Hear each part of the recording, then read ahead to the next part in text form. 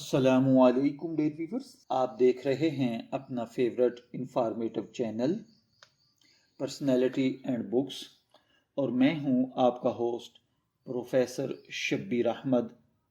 हमारा आज का टॉपिक है बानो कुदसिया का मशहूर ज़माना नावल राजा गिद्ध।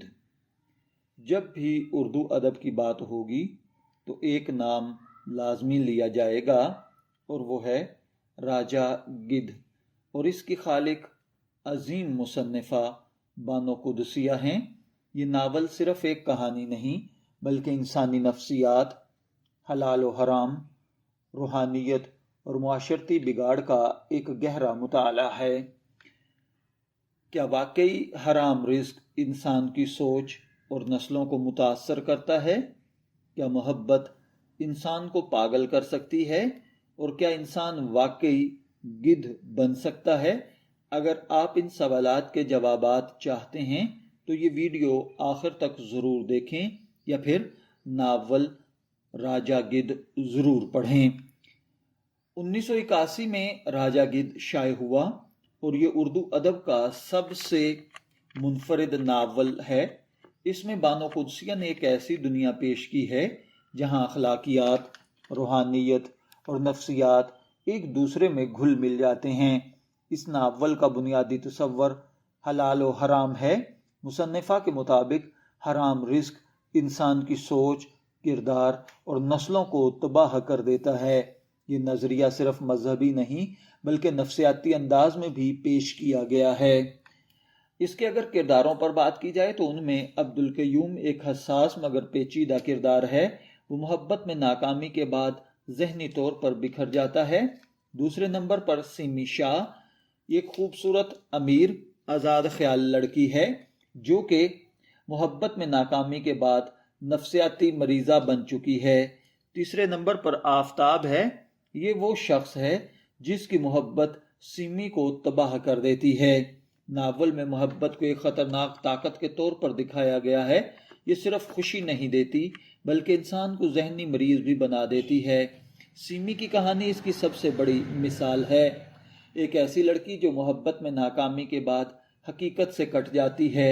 ये नावल का सबसे ताकतवर और मुनफरिद पहलू है।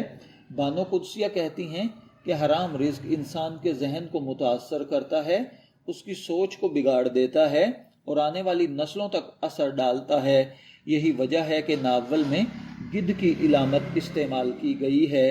गिद्ध एक ऐसा परिंदा है जो मुर्दार खाता है। नावल में गिद्ध उन लोगों की इलामत है जो हराम कमाते हैं, अखलाकी तौर पर गिरे हुए होते हैं और रूहानी तौर पर मुर्दा होते हैं। राजा गिद्ध दरअसल उन लोगों का बादशाह है जो अखलाकी जवाल का शिकार हैं। ये नावल नफ्सियात का शाहकार भी है। इसमें दिखाया गया है कि मोहब्बत की नाकामी, जहनी बीमारी, हराम रिस्क, सोच में बिगाड़, मुआशरती दबाव, शख्सियत की टूट फूट, ये सब चीज़ें मिलकर इंसान की पर्सनैलिटी का बेड़ा गर्क कर देती हैं। बानो कुदसिया ने इस नावल में रूहानियत को बहुत खूबसूरती से पेश किया है। ये नावल हमें सिखाता है रूहानी सुकून सिर्फ हलाल रास्ते से आता है। अल्लाह की हुदूद को तोड़ने का अंजाम बहुत बुरा होता है। ये नावल सिर्फ एक कहानी नहीं बल्कि मुआशरे का आईना है। यह हमें दिखाता है कि दौलत की दौड़, अखलाकियात की कमी और मगरबी सोच किस तरह हमारी नस्लों को तबाह बर्बाद कर रही हैं। बानो कुदसिया का अंदाज बहुत मुनफरिद लेकिन सादा है, फलसफियाना मगर समझ में आने वाला है, जज्बाती लेकिन हकीकत पसंद है।